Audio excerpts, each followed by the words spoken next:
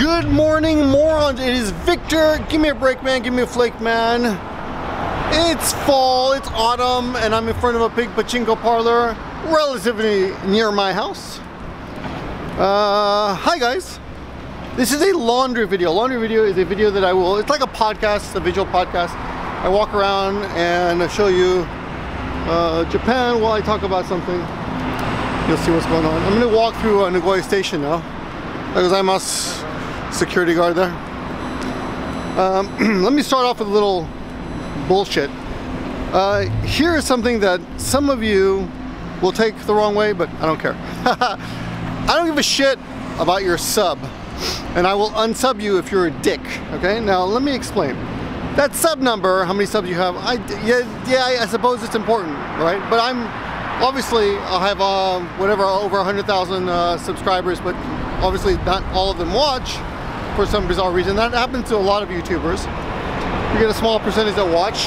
That's just the way it is. People sub and they never come back or whatever. Who knows? Yeah,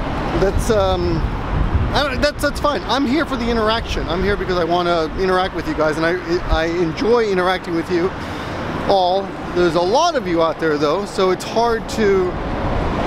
There are some of you that I know kind of individually because I've interacted with you individually, and that's really, really cool, and I really like that. It's one of the reasons I started doing YouTube, because I wanted to just speak English normally, not, let me just adjust this tripod here. I wanted to speak English normally. I didn't want to have to I teach English here, right? So I'm always speaking English at a very, sometimes I'm not being understood completely at a limited level. And I just wanted to, relax and talk to the world and get to know people from all over the world, and I really do enjoy that. A lot of people watch me from all over the world. In fact, if you're not in America, but if you're in another part of the world, please let me know where you are. I'm interested. Especially if you're in some weird place, like, I don't know, what's a weird place? Algeria, Pakistan, Ecuador, Peru even, right? But here's the thing, I have 2 kids now. It's hard for me to make these videos. I'm not asking you to feel sorry for me. That's my wife's fault for having babies. I had nothing to do with it, I swear. No, but seriously, but I do go to the trouble. It is a bit of trouble to make time out of my day to make some videos sometimes for you guys. Some of you appreciate that. Well, I'm glad you do. Some of you just want to be dicks about it, like Olandis or something. I don't know who Olandis is, guy who's left a couple of nice comments on my videos in the past. But the last video he just wrote, the last video starts off with, "This is a failed blog." And he just says, this channel's not interesting anymore. There's no reason to say that. Would you say that to me if we were sitting in a coffee shop? No. You would just not meet me anymore, right? If I called you, you wouldn't pick up the phone or something, or wouldn't return my emails. Same thing with these videos. If you're not interested, fuck off. Just unsub. I don't care. But there's no reason to be a dick. I'm a human being. So when someone leaves a bunch of nice comments and suddenly, like, this still irks me. This guy Baked Ape, who was really nice for years. I mean, years. Lovely comments. And one day he wrote, "Witness a dying channel." And let's be real here. This channel is not dying. I actually got over 500,000 views last month, okay? So a lot of them on haircut videos, but they're still views. Those are still human beings. They might not be you particular, you might not be interested in a haircut video. Personally, I'm not either. But this channel not dying is the point. And some of my other videos do well when I put them out. I'm just busy. I'm busy. I got to prioritize my life. Right? I got a wife who's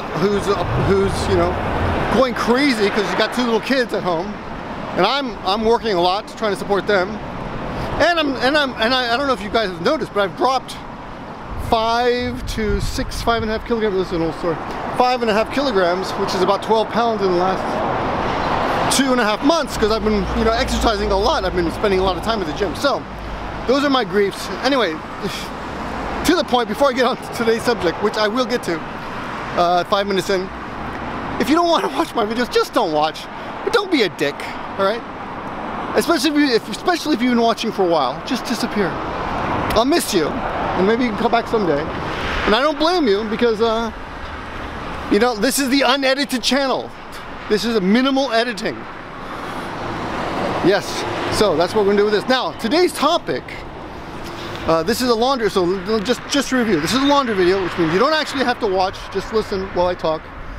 And I'm gonna turn the camera around a minute. We're gonna be going through Nagoya Station today, so I purposely made time to walk to my work, to walk to school, to walk through an interesting, rather interesting, should be interesting, who knows, you know, depends on what's happening there, part of Nagoya, and show you a little bit of the center of Nagoya. Let's walk through some side streets here, yeah. Okay, I'm gonna turn the camera around and talk now. Today's topic is Matt Lauer and sexual allegation, not just Matt Lauer, but the whole sexual harassment scandal that's been sweeping America. This is a typical neighborhood. The thing about Japan is a lot of neighborhoods, you could be anywhere. I could be in Kobe or Osaka or on the outskirts of Tokyo. Wouldn't be in the center of Tokyo, of course, but they all look like this. This is near Nagoya Station, right near Nagoya Station. And for some reason, beautiful. Nobody has drying machines in Japan. Well, they do, but they never use them, like my family. The thing about, what was I gonna say? Oh, the thing about Nagoya Station area is that for some reason the rent is fairly cheap around it. But look at these houses. I mean, it's kind of an old house, right? But right in the center, it's really expensive over there, where we are headed. Okay, we're going to just walk around. Okay, so I want to start off with an interesting quote. If you've ever watched that Kimmy Schmidt show on Netflix, which is a great show, I love that show. It's such a happy show. You know, just showing you the wonder of life. You know, someone who's really happy. I really like that show. Just makes me smile all the time. So ridiculous. But Matt Lauer appears in the pilot episode. I guess they don't have pilot episodes on Netflix. The first episode, and he says this. They're talking about how some woman was kidnapped because she went out to see some guy asked her. You know, the guy played by John Hamm. He's a cult leader, and he says, "Come out and see these bunnies in my car." And she says she went out there because she didn't want to be rude. And Matt Lauer says in the TV show, "I'm always amazed at what women will do because they're afraid of being rude." And I gotta tell you, that's part of that. I just think that's hilarious because look at this beautiful big house. This beautiful new big house next to some old dumpy. Look at this dumpy old house, right? I just think it's ironic because I think that's part of the problem with sexual harassment is that sometimes women are just too polite. Right, and that's one reason they don't, they don't want to cause trouble. They get some kind of harassment. They just say, well, I don't want to, rock the boat and something. And then years later, they realize they should have said something, and they don't until somebody else says something. Anyway, so about this Matt Lauer stuff. Well, that was a shock, wasn't it? I had no idea that was going to happen. But of course, it's easy to see now that you look back on the whole thing. If you look back at some of the interviews, people, you know what they say, right? Hindsight is 20/20. You can always see things when they're done. Look at these guys' pants. I always think those are funny. Okay, those kind of sweatpants. That's the Nagoya Station that way. Well, okay, how do I start with? I don't even know where to start with this. I don't really watch Matt Lauer. I've seen him before. I've seen him in some of that Tom Cruise interview years ago. That was interesting. I saw the Anne Hathaway video. That was just kind of crude. That's I think he just slipped. I think it's a big deal. You make one comment like that. People say that all the time. If you watch my interview of Rachel in June, I'm kind of crass in that too. I mean, you're under the pressure to be entertaining a little bit, so you say stupid things sometimes. But maybe that's what he was trying to do. Even though he's a professional, he might have been just trying to be entertaining. Anyway. What he did was really ridiculous. I don't know if you guys know. It's a cat. I'm sure you've all heard the details now. He had a button under his desk which would lock the front door to his lock his office door. So if he had a girl there, he just click that and then the door's locked, and then he could get get his helmet polished or whatever the hell was happening in that room. He gave some woman a dildo with instructions, but you know, we don't know the complete story, and I'm definitely not defending him, but couple things. Number one, there must have been something in that relationship that would make him think it's okay to give someone a dildo. And that's number one. And number two, as he was giving it to her, he must have thought, you know, I really shouldn't be doing this. I mean, you know, you shouldn't be doing shit like that. And we know it all the time. We do things all the time where we think, you know, maybe this is not a good idea. I'm sure that must have flashed in his head, but of course too late. I want to read you his apology because I thought it interesting. There's a guy here watching the red light, so let me see. I'm going to read you his apology. I got it in my pocket here. Check this. Check out this apology, okay? He says, oh, of course, before I get to that, Ann Curry, I don't know if you guys know that Ann Curry left in 2012. I was watching that interview and he was sitting back on the couch. Everyone was kind of leaning forward a little bit. Ann Curry was leaning forward. And I did watch the body language expert talk about this, but I noticed it before I watched it. He was sitting back with his legs crossed casually, his hand kind of on her back casually. But you know, I could just tell, he just didn't seem like, it just felt like he was not into it.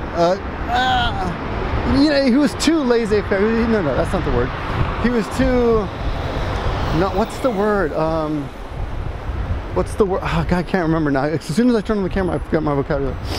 It's a French word that means you're just, you know, you say nonchalant. Yeah, that's it. He's just nonchalant about the way the whole thing was happening. She's on her last day. She's giving a very emotional speech, and he's just like leaning back, listening to it. Who knows what really happened there? But anyway, that was 2012, and now everyone's screaming, karma, karma, huh? This is what you get for being addicted to Ann Curry. But of course, that has nothing to do with that. He just got, you know, people like to scream karma because it makes sense. Like if you do something bad happens to you. But I bet you there are tons of times when karma never plays out and nobody gets what they deserve. Oh, by the way, someone says that Hitler was still alive in Argentina for a long time. He faked his death. That would be an interesting story. Okay, here is the apology by Matt Lauer. There are no words to express my sorrow, and I regret for the pain I have caused others by words and actions. To the people I have hurt, I am truly sorry, the 59-year-old newsman said in a statement released on top of the Today Show on Thursday. As I am writing this, I realize the depth of the damage and disappointment I have left behind at home and at NBC. Some of what is being said about me is untrue and mischaracterized, but there is enough truth in these stories to make me feel embarrassed and ashamed. He continued, I regret that my shame is now shared by the people I cherish dearly. Repairing the damage will take a lot of time and soul searching, and I'm committed to beginning that effort. It is now my full-time job. It's now your full-time job because he's out of a job. I think this apology is interesting in that a lot of guys who apologize often make excuses. Like, not everything you said is true.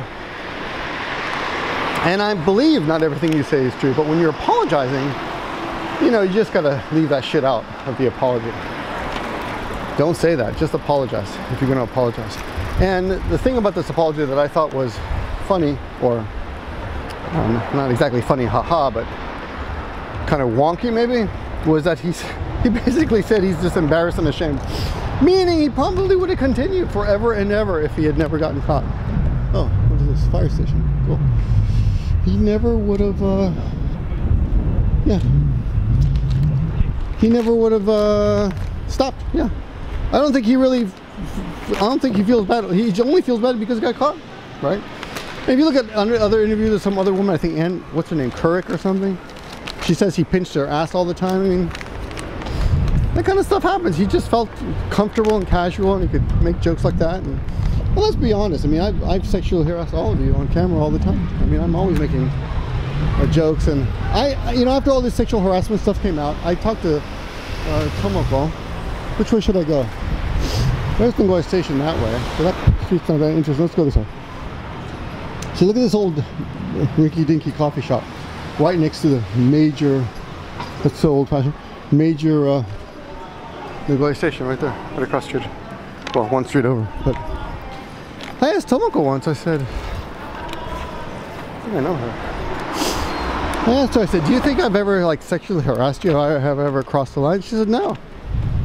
She said, no. So I really, you know, and I was reading another article about, after the Weinstein stuff came out, and they were talking about how it's so difficult to claim sexual harassment because it really depends on whether you're the woman or the person receiving, usually woman, right? The person receiving the sexual harassment is comfortable or not. If she's comfortable with it, then it's fine. If two people have phone sex and they're married, no one's going to claim sexual harassment, right? If they're both fine with it. So it's that kind of argument. It's extremely difficult to establish, and there's a whole there's a problem. Men don't really understand women. We've established that. Men often will misinterpret politeness as interest. I think there's a fish market over here. So this street is where some guy accosted me and asked me if I wanted to have a prostitute, and I said no thank you in Japanese, and he was like, oh, you speak Japanese? He accosted me in English.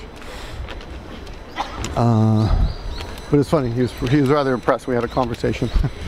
Even though he was initially trying to sell me a woman, which I have never purchased. I've always thought that's just below me. But to be honest, if you think about it, maybe that's a more honest relationship. And here is a fish market. Let's see what's happening here. Thank you very much. Oh wow, I've never been through here. Oh, look at that. Yummy. Fish eggs. Oh, oh, it smells like fish. Oh,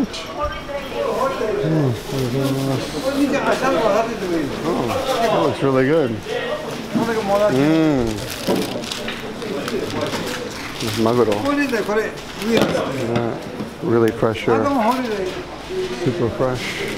Super fresh food. See, like this. Look at that old maneki neko. That's cool, huh? For those vegans, I'm sorry. I apologize for showing you all that death. For you guys, I might have just walked through a morgue, didn't I? Huh? Okay, let's walk this way.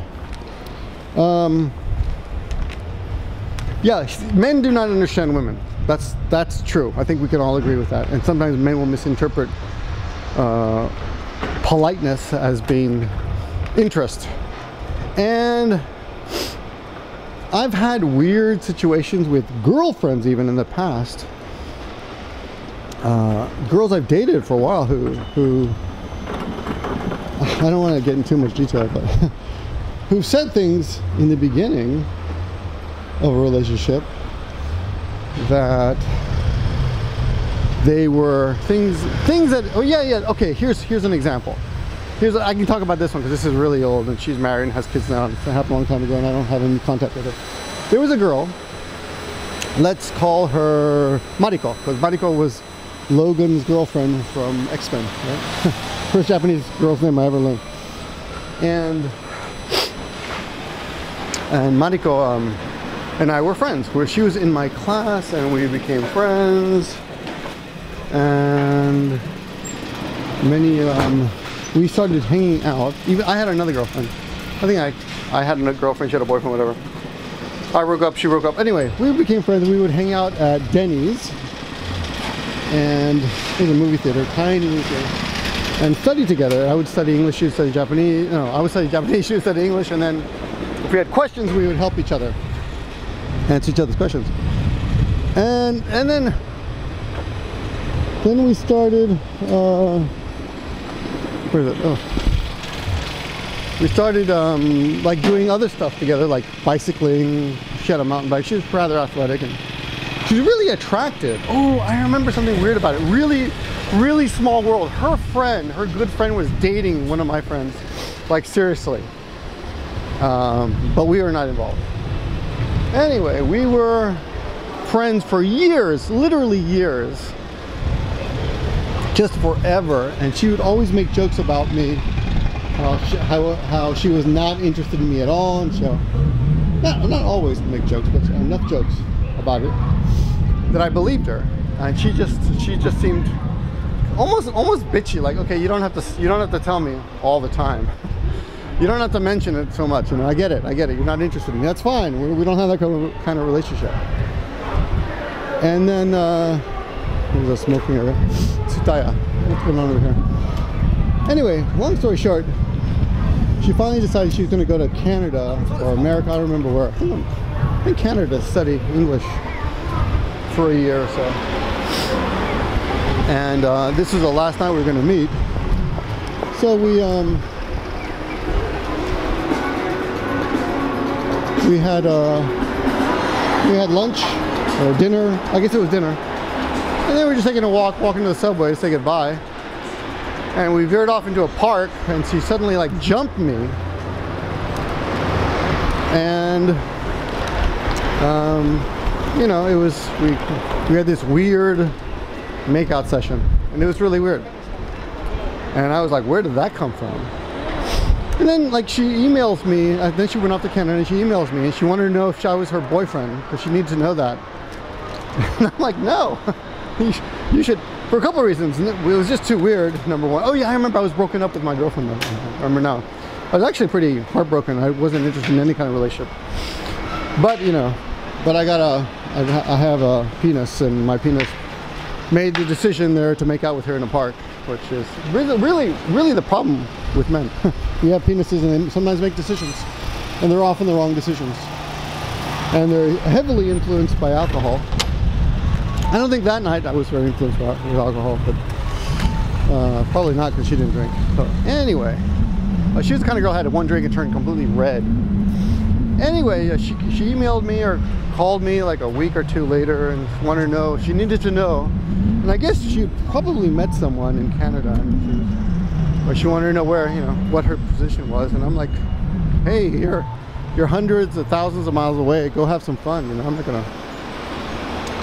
not gonna make a woman, you know. And anyway, I wasn't interested, and I wasn't about to make her be anything to me. She wasn't anything to me, so why expect anything? So she's just a friend, right? And I was in no position to be a boyfriend. So anyway, years later, she came back and she had married some Japanese guy, and you know, he was a successful businessman. And I ran into her in a coffee shop, and she started coming to my school again. I don't think was she ever a student? She might have been a student, yeah. But I mean, when it all started, with that one kiss, right?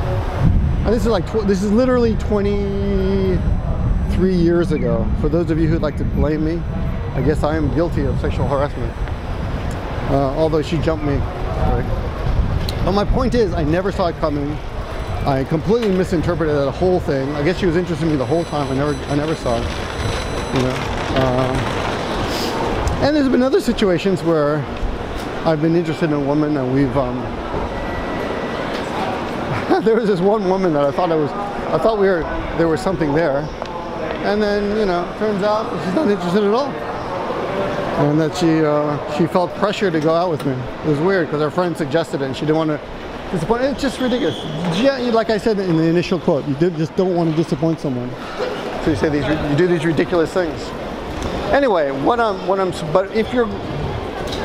saying is, Lauer might be right about some of those things being said were not true, but at the same time, you don't say shit like that in an apology, right? And it sounds like he was pretty much a dick, so whatever. Now, he was getting $20 million a year, so nobody should feel sorry for him at all. And that's another funny thing about this apology, is that he says it's going to be his full-time job now to. One of these kids doing it. It's going to be his full-time job to fix his life. Yeah, because he's got no other job. But I don't think you ever come back from that. There's a really interesting book by Milan Kundera called Immortality. I think that's what it's called. And it talks about how we forever, human beings, society, seems to remember the most embarrassing moments a human has more often than anything else he's ever done, right? So you can do a billion good things, but you do one misstep, and that's what people are going to remember. Reagan getting shot, you know, everyone remembers him falling, right? Bush and his stupid quotes, those are just, and now with film and video everywhere, you know, people just remember those stupid quotes. Come on, Trump is never going to live down and grab her by the pussy. That's the way society is. So I think Matt Lauer is screwed for life. I don't think you ever come back from that. Going on to other things, though, I think the sexual harassment thing is going overboard, and I think even women are confused by the. I think even women are confused about what sexual harassment is, and I think some of them are speaking out when they should just keep their mouths shut, because you know, there's only what's the point of going public with something like that? Oh, what's this?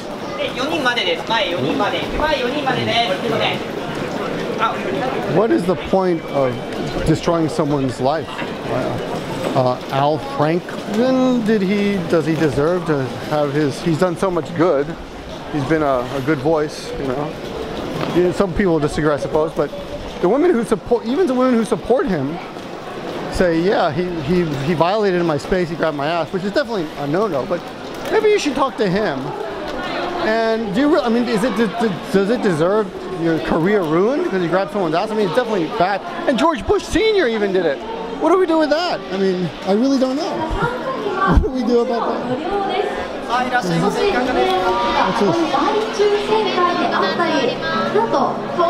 Lining up for free stuff. I don't know what's happening here. Old men talking to young girls. This is always kind of weird. Let's see what's happening here. Now, more than him, though, more than Al Franken, more than let me wrap that up real quick. Let's find out what Santa looks like. Is Santa here? Let's see if Santa's here. There's no Santa. Oh, they're just giving out things. You get one and you get something free. See? Everyone's very happy. Okay. Let me wrap up that thought. The point is this. I feel like some women are coming out of the woodwork not to become famous. A lot of people say, oh, you just want to become famous. I don't think people ever mention this kind of stuff to be famous. I think that's bullshit. And I think anyone who's complained is probably not lying. I mean, there might be one or two, but I think most of the women are telling the truth. Like 95%. But is there really a point to that? Why don't you just approach the person privately and said, you know, I think you owe me an apology. And if that's all you want, then it's done. But to ruin a man's career over an ass grab, even when you don't even know if you're the only one, you know? I guess to argue against my own thought there, I guess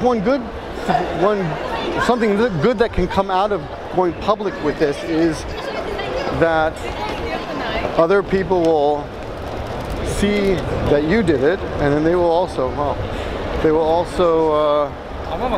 come out too. Like, let's say you don't know if you're the only person who's had their ass grabbed. So you go on TV and you tell everybody, oh, none, we don't see that much of the time. So you say, hey, this guy grabbed my ass, and then other people say, hey, he grabbed my ass too, and then you realize, oh, he did it to a lot of people, right? So there's that. Here's something interesting I thought to point out. I don't know if you guys remember, there's this guy named on YouTube, I think his name is Toby. It's really funny. I used to watch a few of his videos. He's natural talent. I think he lives in Hawaii. He would do these iPhone vlogs where he puts his finger over the camera hole and he changes scenes like that. That's his transition. And he's really funny. He talks really quick. He's very quick-witted. He's like a little Jim Carrey on YouTube. Anyway, there were a lot of sexual allegations about him, like being a real roughhouse in the bedroom years ago, and he seems to have survived that. I think I'm not exactly sure what happened to him. Maybe I'm wrong, but pretty sure he's still around. And I don't know. I feel like in the past you could get over stuff like that, but I think maybe now, I think people's lives are kind of ruined.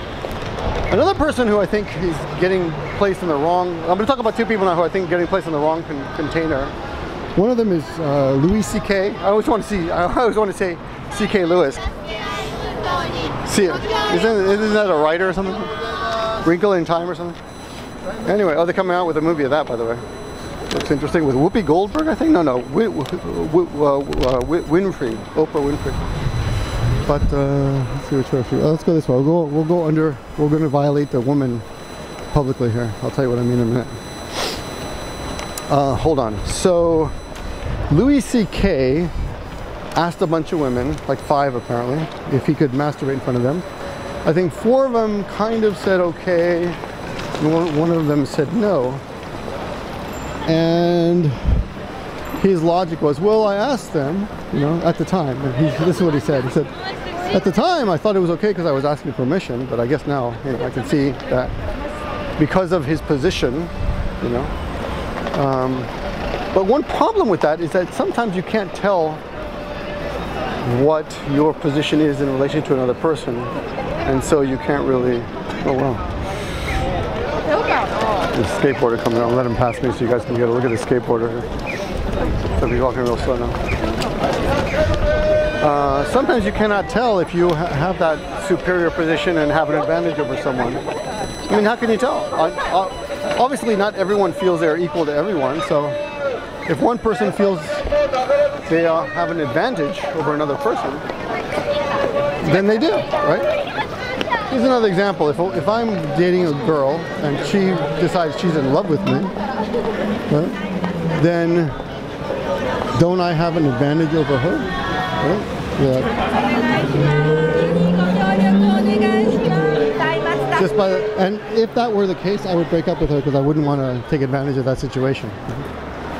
Yeah, you know, people always do that. Like, oh, you said I love you first, so basically it's almost like losing the game, right? Yeah. Anyway, like on YouTube, for example, that YouTube situation, that YouTuber took advantage of other people who are fans. Did he see himself as having an advantage? Did he exploit that? Other ones have. There's some guy who I think got arrested for, I guess it's called child pornography, although the woman was 15 or something. He got some girl to strip on Skype or something, which is pretty screwed up. But I think the age difference wasn't tremendous, like eight years. Which isn't that big a deal if you think about it in historic terms, because back in the day, you know, people got married at 12, 13, 14 all the time. I mean, you look back at the history books, queens and emperors, or, you know, people become kings at the age of 7 and shit in Japan. It's all pretty screwed up, and as all of you probably have heard, the federal age of consent. What's the age of consent? Consensual. What? I can't remember the word now. You can agree to have sex in Japan. Consensual sex, is that it? Yeah, the age of consensual, that could be it. Anyway, back in the day in Japan, federal law in Japan says that you have to be 13 to have sex in Japan, okay? But that is not legally true because that's federal, and local laws override that. Local laws are much higher, like minimum 16, I think, and 17. I think you can get married if you have parental permission at 15. There was a famous case of, you know, Toshiro Mifune's daughter, I think she was 15 when she started dating her future husband, and they dated for years, and then they got married when she was like 19. But the guy had already shown interest in her when he was, that's a woman, when he was in his 30s.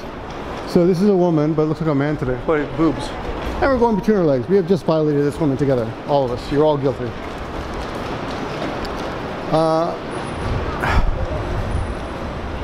For example, that Moore stuff that's happening in Alabama. I'm getting really off the subject, but I didn't mean to breach this one. But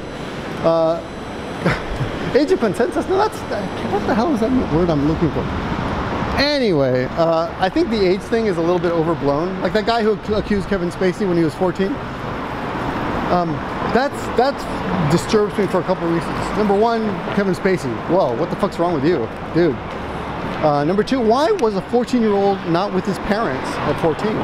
I mean, I'm not blaming the kid, but shouldn't his, I mean, if anything, I blame the parents. His parents should be with him at 14. You don't let your kids go walk from an adult house when they're 14? I mean, am I wrong? Am I being silly?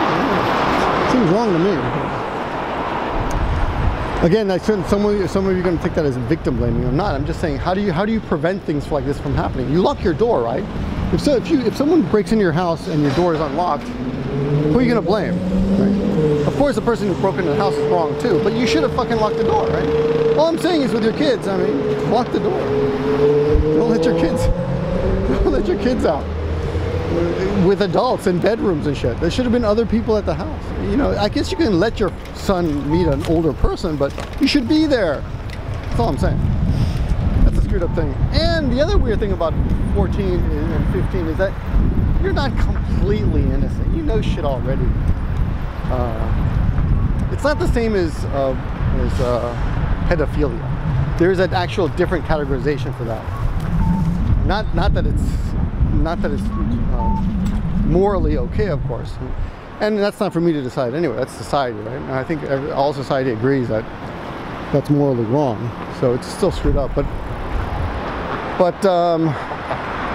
it's not. I just don't like the word pedophilia being used improperly. It's not pedophilia. Pedophilia is tiny children. Right? That's pedophilia. This is not pedophilia. Anyway, there was an interesting show called Broad. What's it called? Broad? Oh fuck! It's a funny comedy duo. Broad City. Yeah, Broad City. They had an episode where the woman dates. She's on one of those apps, and she dates her English teacher from high school, and it's years later, right? And he admits to like pleasuring himself when she was a student. And the other friend, I forgot her name. The other friend is like, yeah, it's good that they do that because it keeps. It's better that they masturbate instead of, speaking of masturbation, here's a hand. It's better that they masturbate instead of touching, you know, the students, right? Because if they didn't, they might be tempted to touch the students. That's the logic there. So you know, it was thought-provoking, at least that. I don't think. I know they also said that students thought about their teachers, but yeah, I don't know about that. I don't think I remember being sexually interested in any of my teachers in high school, but whatever. Okay, so Louis C.K. Here's the thing about him. His movie was coming out this month. He had a lot of things going for him, and he didn't actually touch anyone. He just did something really rude and embarrassing. But he's put in the same category. He's like a rapist, you know? Like Weinstein apparently raped women. He forced himself. And that guy Brad, what's his name, Bratner or something, and the music Mongol, I forgot his name too. All those guys actually force themselves on women. But Louis C.K. just masturbated for a woman. And that's disgusting, don't get me wrong. It's completely disgusting, like smoking this. But it's different, it's a different category. Right? Nowadays, you can't do anything. Everything is sexual harassment, everything is rape nowadays. Right? I feel like that the word, just like the word racism, just like the word pedophilia, are being used too loosely. It's not the same. I think Louis C.K. is getting a bad deal, but honestly, it's a shame.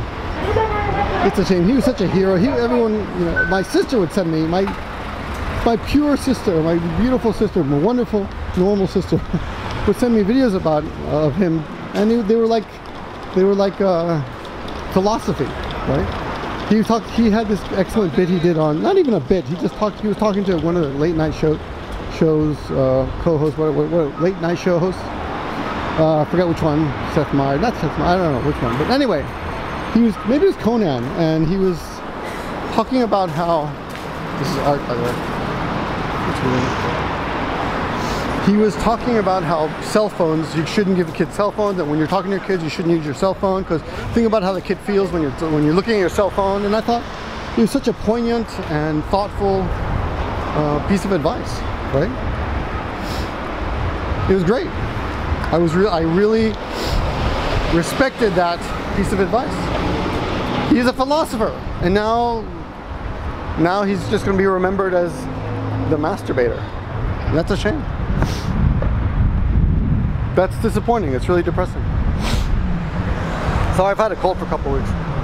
Sniffling. Of course, the cold is bringing it out. Sniffling in Japan is considered not impolite. Blowing your nose is considered polite. Another culture. Morality, right?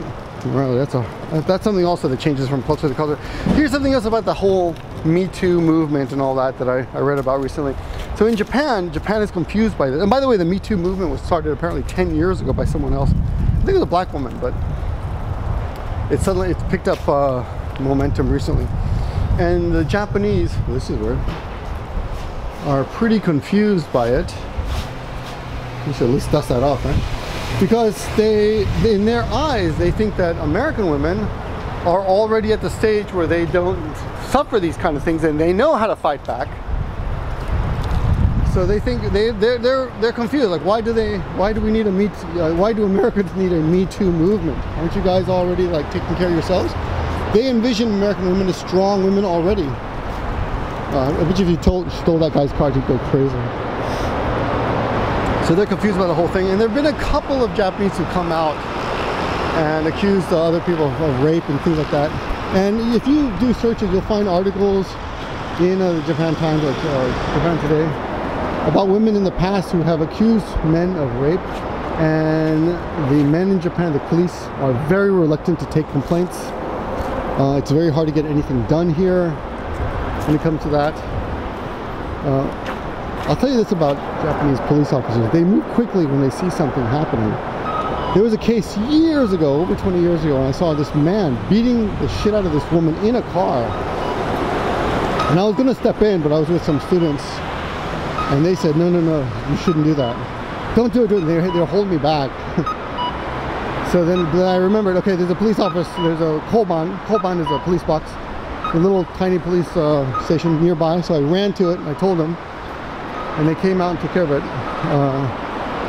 Well, they took care of it. They grabbed the guy, but they grabbed him really quick. I was impressed at how violently they grabbed this guy, pulled this guy off this woman. So they are willing to move when they see injustice, but when it comes to the follow through, yeah, I doubt anything happened there. So if you're raped in Japan, it's much harder to press charges to get anything done here. On the other side of the spectrum, you know, just the mere mention of rape in America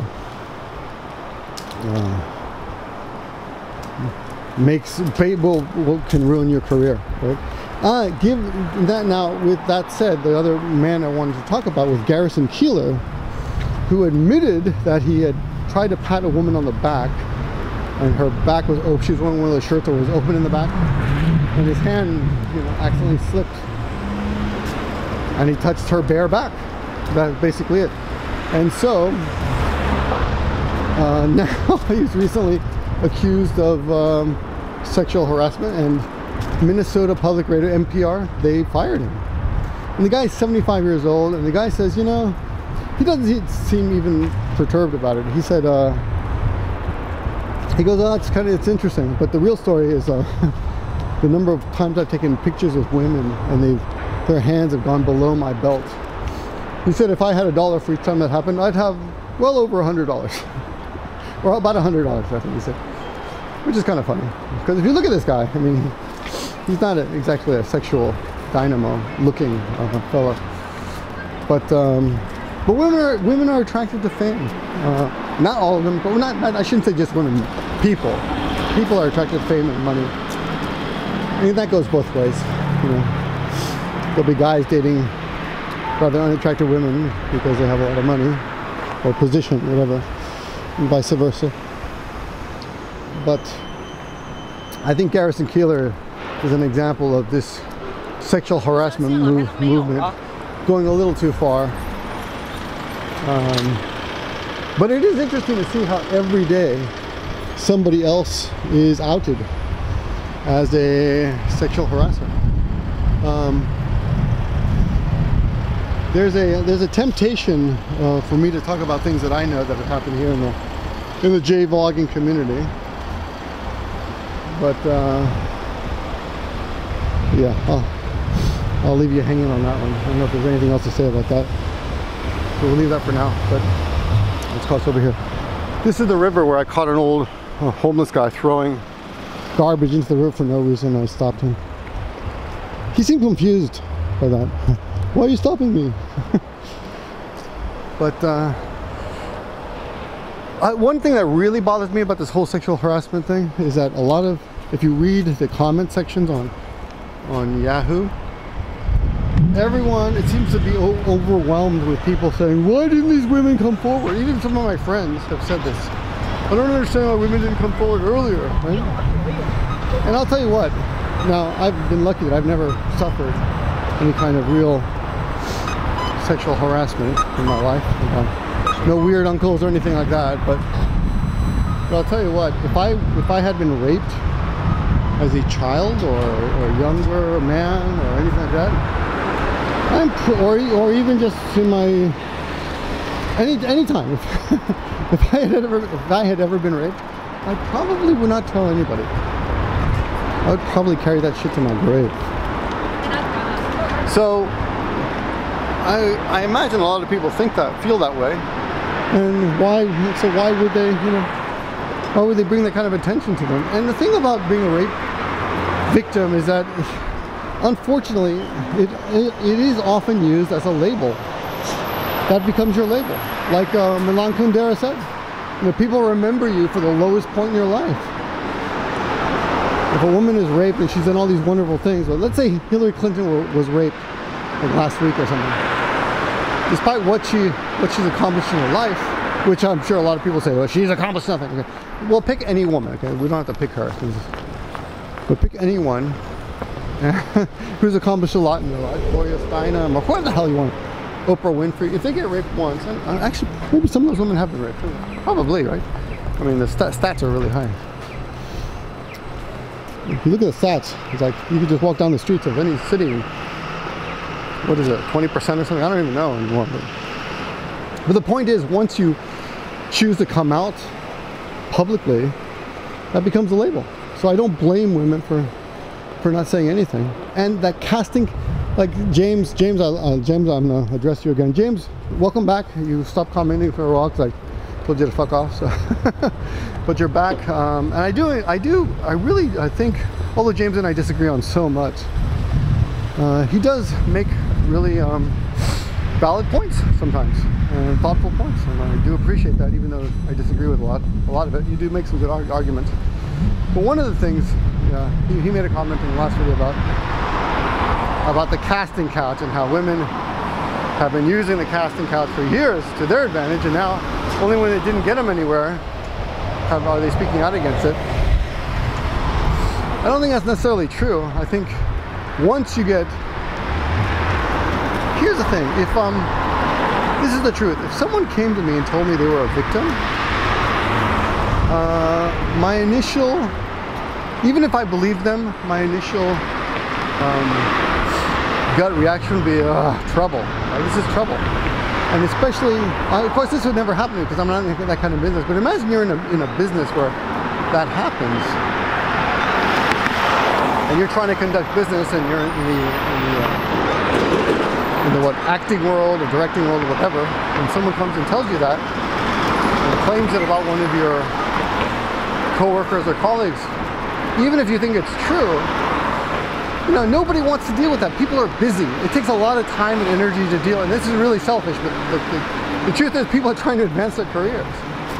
So if Angelina Jolie at 20 years old came up to me and told me, and I were another director, and talking about Weinstein that way, I might believe her, but I would also probably not want to deal with it. I've got other problems, and those people don't know each other. They're not like all best buddies, you know. If Angelina Jolie were really good friends with maybe Steven Spielberg when it had happened, maybe she would have had someone to go to that had some strength and power. Look at this guy. No. But maybe they didn't, right?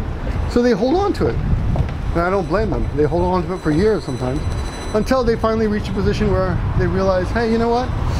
I think I want to talk about it now. I think I can talk about it now. I think I'm going to talk about it now, you know? I think blaming a woman for not coming out 20 or 30 years later, you don't have the right to say shit like to blame a woman unless you've been raped yourself. And even if you have and you came out, well, that's just you. You know, everyone's different. A lot of people have trouble. They never get over shit like that. But one of the other problems, this is going to sound really ridiculous, but one of the other problems about all these rape accusations is that and Louis C.K. mentioned this too, society stigmatizes things like pedophilia, and in this case I'm going to say rape, too much. I mean, if you really think about it, if a guy punched me in the face, right? That happened to me when I was 17 years old, 18 years old in New York City. I got punched in the face and broke my nose. I was humiliated in Washington Square Park. I was dressed in drag because it was Halloween.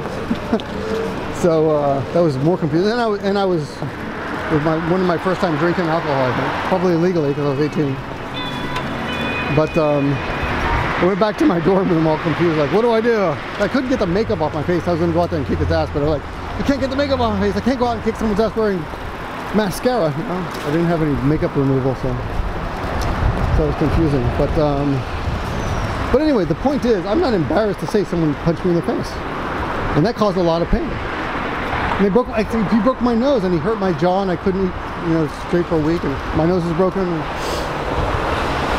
But you know, being raped probably might or might not cause a similar amount of damage physically, but psychologically, it's much more damaging because of society. It's embarrassing to say, I got raped. Take that screenshot. It's much more embarrassing to say that. And you can't live it down. A guy, especially a guy, it's this society. Now, I'm sure there's going to be people in the comment section, well, you know, more guys get raped in prison and women get raped outside. Yeah, that's true. That's true, but that's not normal life. Okay? There are 1 million people in prison, and although the rape rates in prison is extremely high, that is not a reflection of real society. Or maybe I'm wrong. Maybe, unfortunately, because we accept prisons in our society, then that should be counted as well. But what is this new building? No. This is where they do kabuki, I think.